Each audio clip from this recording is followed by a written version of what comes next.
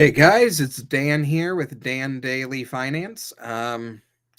This is my first stream for you guys, so I am very excited to be doing this. So the goal of this channel, if you've never seen, well, obviously you've never seen my videos before, is to talk about finance, investing, and honestly other stuff too. I don't mind bringing politics into the equation. I don't mind bringing, you know, other things into the equation, whatever kind of comes up. But the primary focus of this channel is to talk about finance. And you will have to forgive me, this is my first time doing this, never done it before.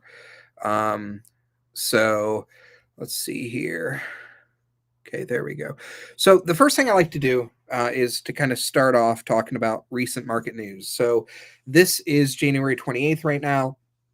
Yesterday, very bad day for the market, especially tech stocks. Nvidia lost almost $600 billion in market value. The entire stock market just kind of took a dive.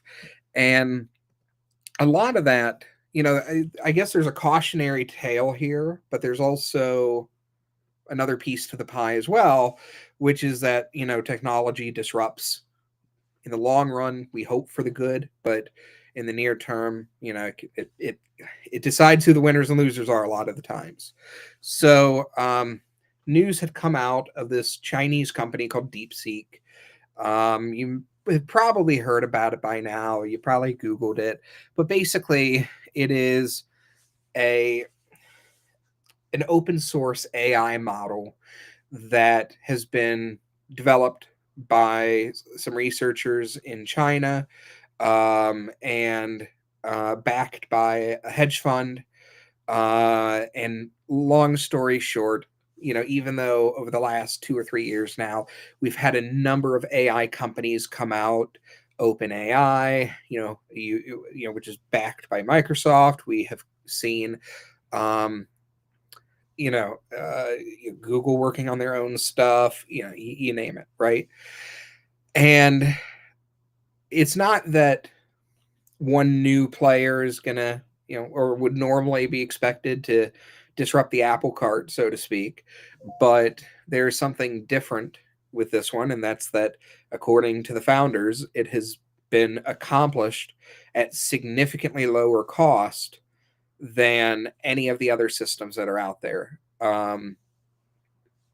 Yeah, OpenAI has spent hundreds of millions, maybe billions of dollars by this point to kind of get to where it's at. But this program is able to achieve the same kind of outcomes as as ChatGPT is at a fraction of the cost. In fact, it costs less than $6 million in order to develop this, according to the founders.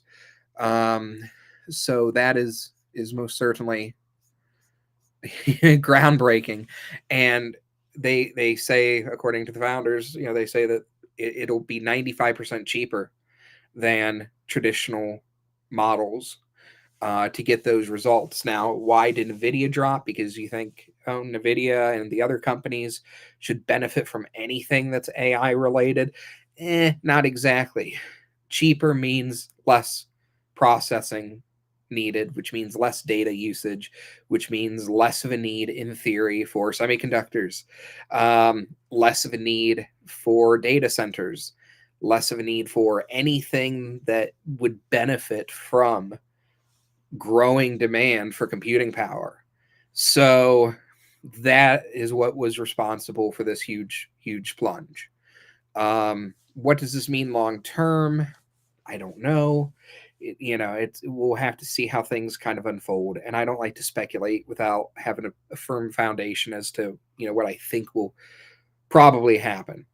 Um, the cautionary tale here is that when you are doing growth investing, and I'm not saying growth investing is always bad, I'm not saying you should stay away from it.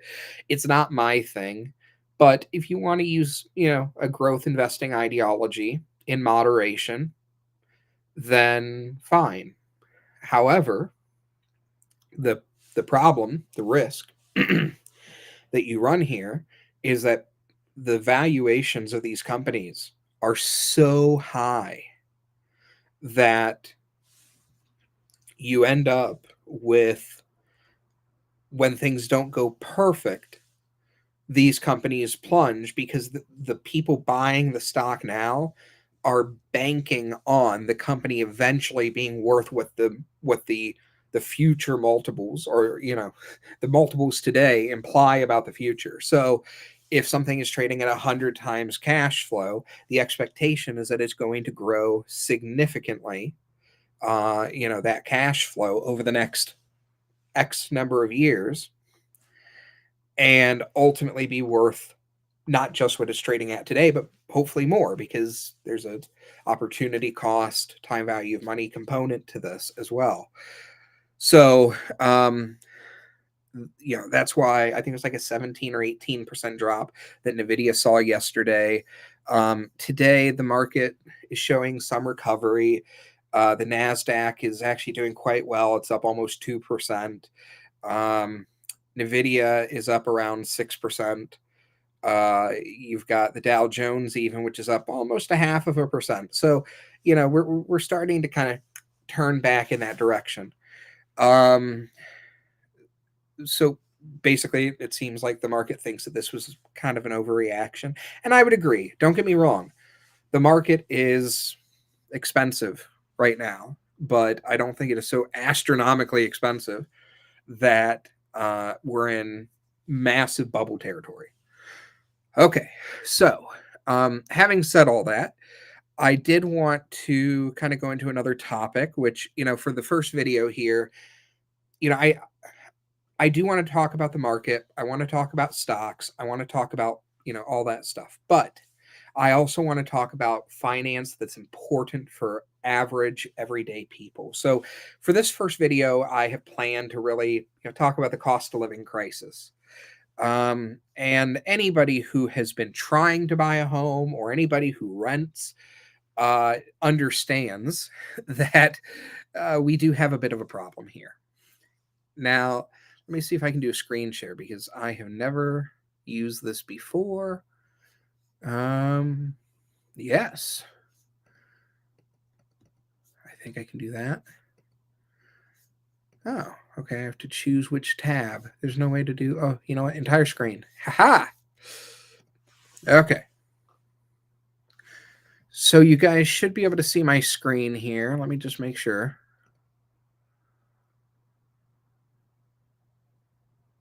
Ooh.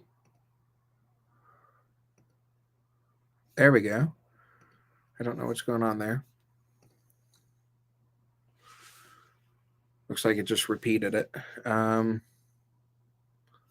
going to stop screen sharing. Give me a second.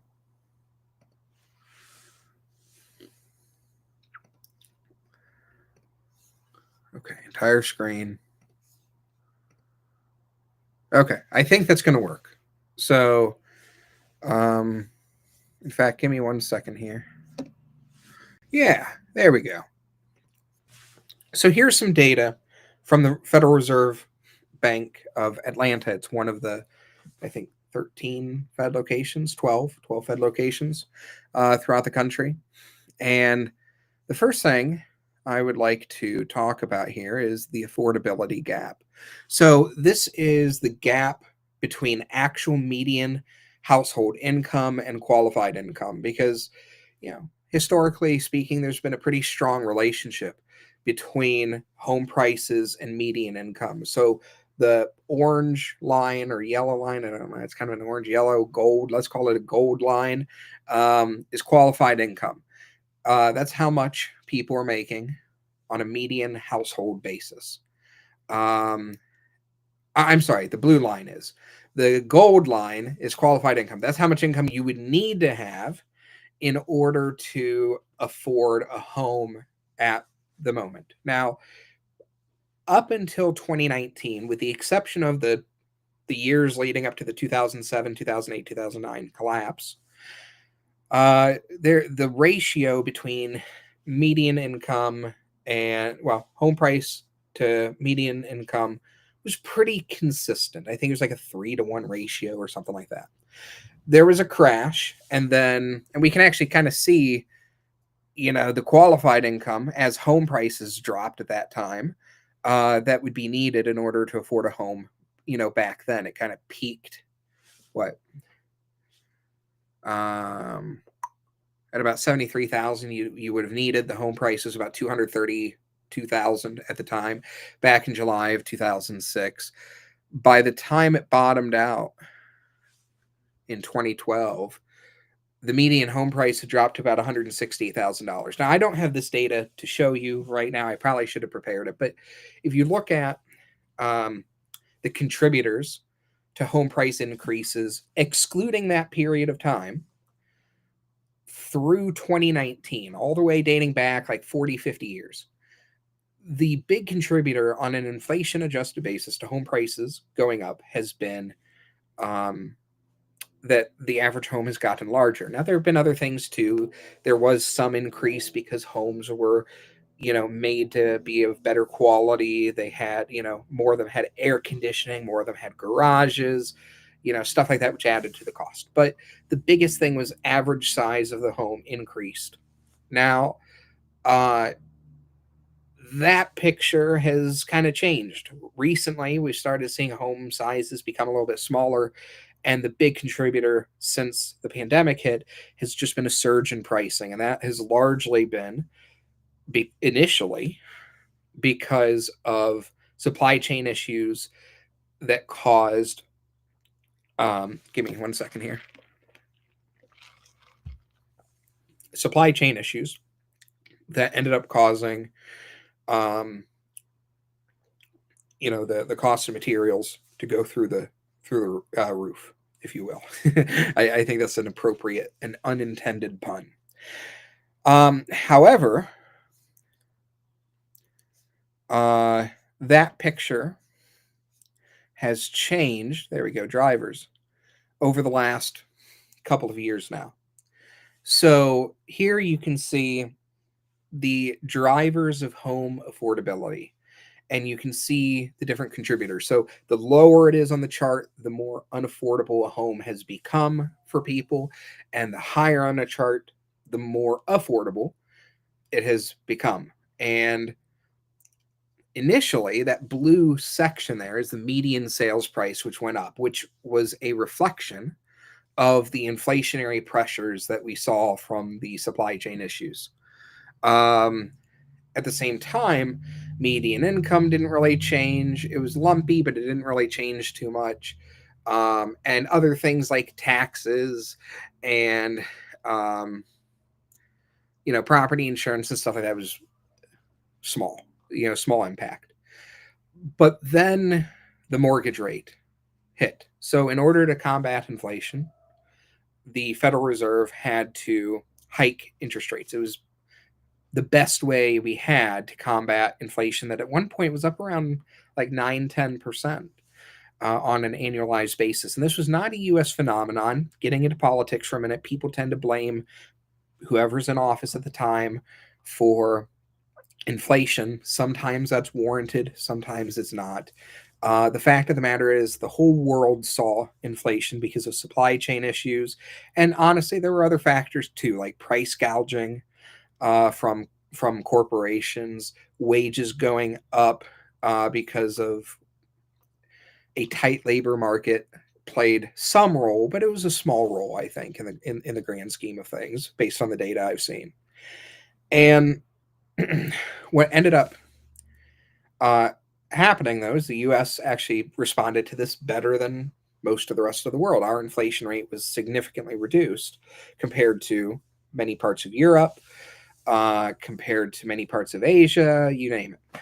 So, having said that, mortgage rates went up. It was a problem, and it affected home affordability. Now, we are starting to see an improvement on that front, and some of that is because the price of homes has kind of fallen down a little bit. Give me 1 second here. Okay. So the median sales price of homes in the U.S., you can see, as I mentioned, right up around 2020, a pop-up in pricing. Not even a pop, I guess you would say a surge. But if you shorten this to the last year, and this is data courtesy of the Fed, in the first quarter, let's do 5 years. in the final quarter of 2022, the median sales price of a home sold in the U.S. peaked at about $443,000. Now, as interest rates began to have a well, positive impact for the economy, but let's be honest, negative impact in the sense that they weakened the job market. Unemployment rose a little bit. We saw consumer activity, manufacturing activity, all of that stuff drop because of constrained budgets. It was doing what it was supposed to be doing. The number of home sales started declining, and we saw a drop. Now, ever since then, we've been kind of range bound at about $419,000. But that's still a pretty big drop compared to what it was before. There has been another contributor here. Give me a second. Which is that obviously home supplies that are used for remodeling are also used in home construction and vice versa. So there's a reduction in spending on remodeling, home improvements, things of that nature. And yeah, here, a leading indicator of remodeling activity. So here you've got, historical examples, and you see, kind of fourth quarter, moving totals. But back in 2022, we saw projections of significant increases basically in remodeling spending or remodeling activity. So those projections have now come down again because of a weakened consumer. That sucks for society as a whole in some respects, but it's also a positive if you are looking to buy a home. Now, even though home prices are dropping and interest rates are heading lower, we're kind of running into another issue as well now, which is that the 30-year mortgage rate is starting to rise again. So back in around the middle, it was May, I guess, of 2024, the expectation was that the Federal Reserve would cut pretty aggressively. I remember about this time last year, people were talking about 4 interest rate cuts throughout last year. We ended up having 2 or 3, I think, instead. But then it became pretty clear toward the end of the year that the Federal Reserve was probably only going to cut interest rates 2 times this year instead of the 4 times that they were projecting. So higher for longer. And after seeing the mortgage rate plummet to 6.08% from the peak level of 7.22%, there was a surge. And right now it's up around 7%, 6.96. Eventually it's going to move lower, but it depends on the rate that we see interest rate cuts, to be honest with you. Now, there is another angle to this as well, which is that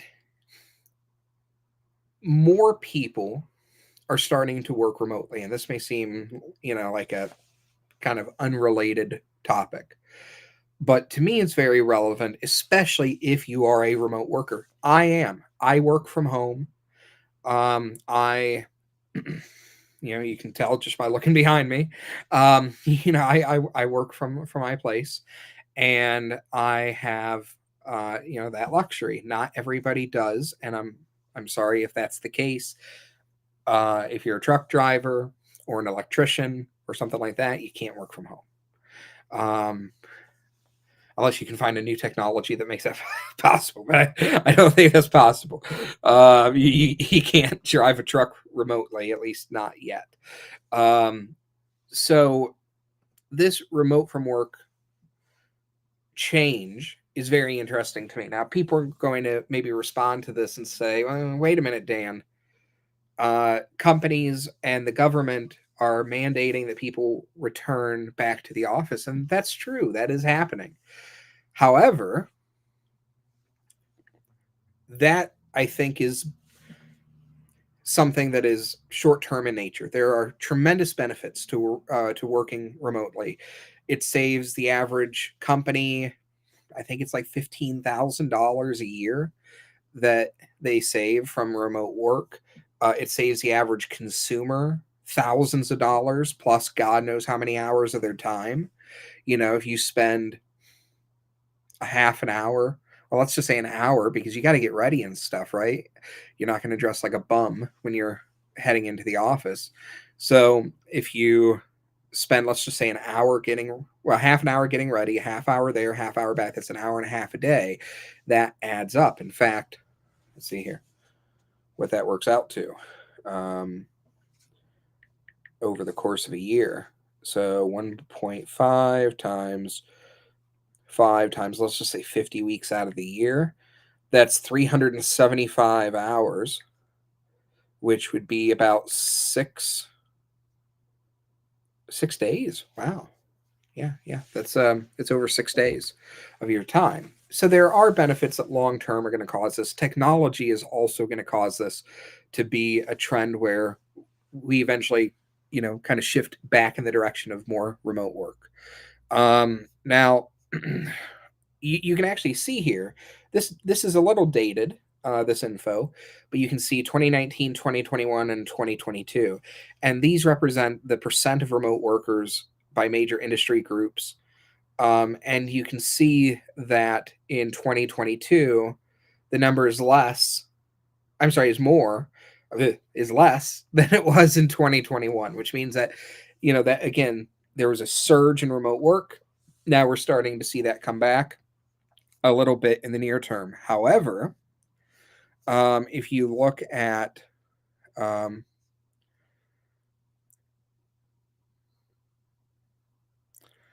this chart here, it shows the relationship between remote work and total factor productivity across 61 different industries.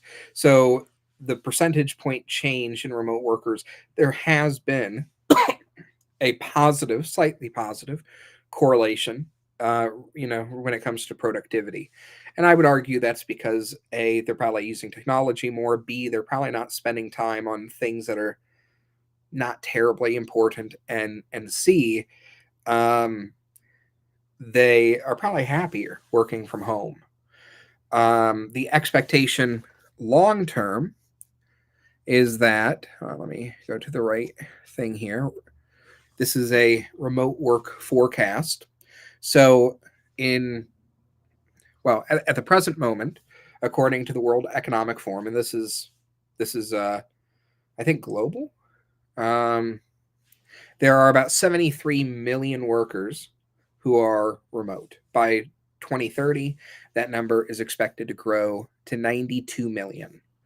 And that would be driven by a number of factors, as you can see here. Um, jobs that are especially going to benefit from remote work will be accounting, legal services, finance, IT, stuff like that. Healthcare, I have a hard time believing that one. I think to some extent that's true, but I kind of still struggle with the, telehealth stuff. Why am I bringing up remote work in this conversation? And the simple fact is that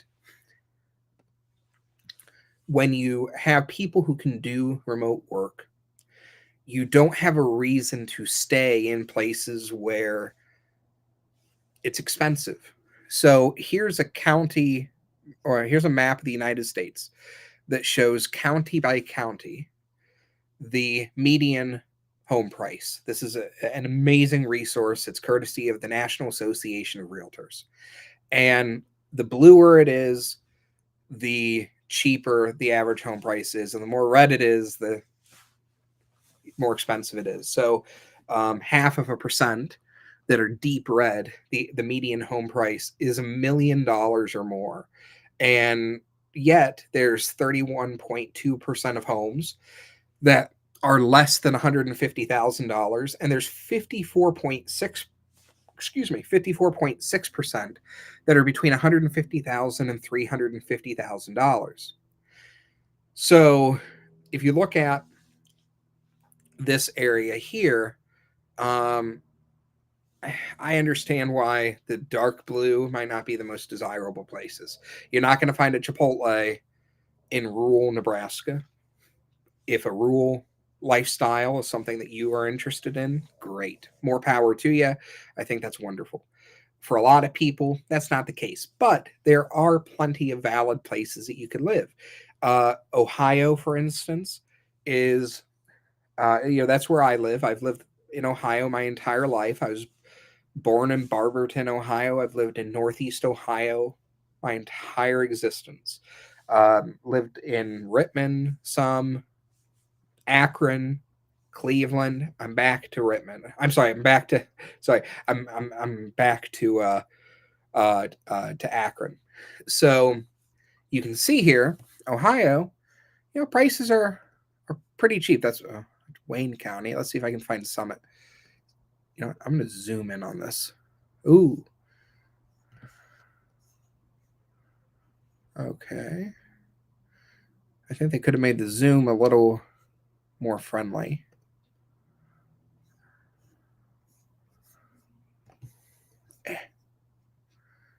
Here. Summit County, Ohio. Let's go to Summit County.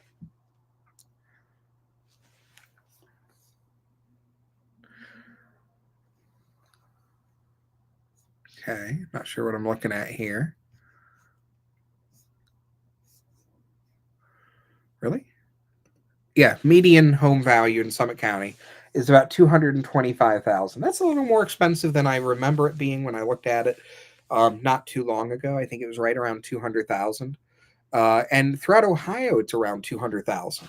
Now, a lot of Ohio is cornfield and stuff like that. However, if you live in Summit County or Cuyahoga County or any of the other populated counties, um, it can be really great place to consider. We've been seeing population decline here because there's not as much in the way of opportunity. However, if you're working remotely, you can consider moving to a place like that. But again, it doesn't have to be Summit County. Although, if you do decide to move here, let me know.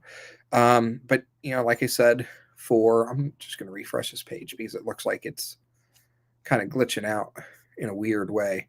There we go. But if you look at a good chunk of the United States, there's a lot of places that you could consider moving to where you work remote and you can live a lot cheaper, which will help from a housing affordability perspective. Now, the downside to this is you're probably not going to get rich when home prices go up, and in the long run, they do. If you buy a house in one of the red areas, long term, you're probably going to see greater appreciation. So that is a sacrifice. But in the meantime, you're not as stressed out on bills. You're not married to your house, so to speak. Just a suggestion. So if you do have a job that is remote, I would definitely recommend you looking at maybe relocating to help with that affordability issue. Because in many parts of the country, homes are very much affordable. So that's all I had planned for today. I'm going to try and make this a daily or almost daily thing, at least days that the market's open. I'm not going to do it on stock market holidays. I'm not going to do it on the weekends. But let me know what you think. I'd love your feedback. Please follow me, like my content, and I'm looking forward to next time. And one last thing, follow my company. Also, I do. My company is called Echo Investing. We are building a financial app aimed at improving, the way that people invest. And then, in addition to that, check out Seeking Alpha. It is a phenomenal resource. They don't pay me to say that. I actually write for them. I've got over 33,000 followers on there. And I cannot recommend them enough. So, thank you so much. Like that, like the video, follow me. Have a great day.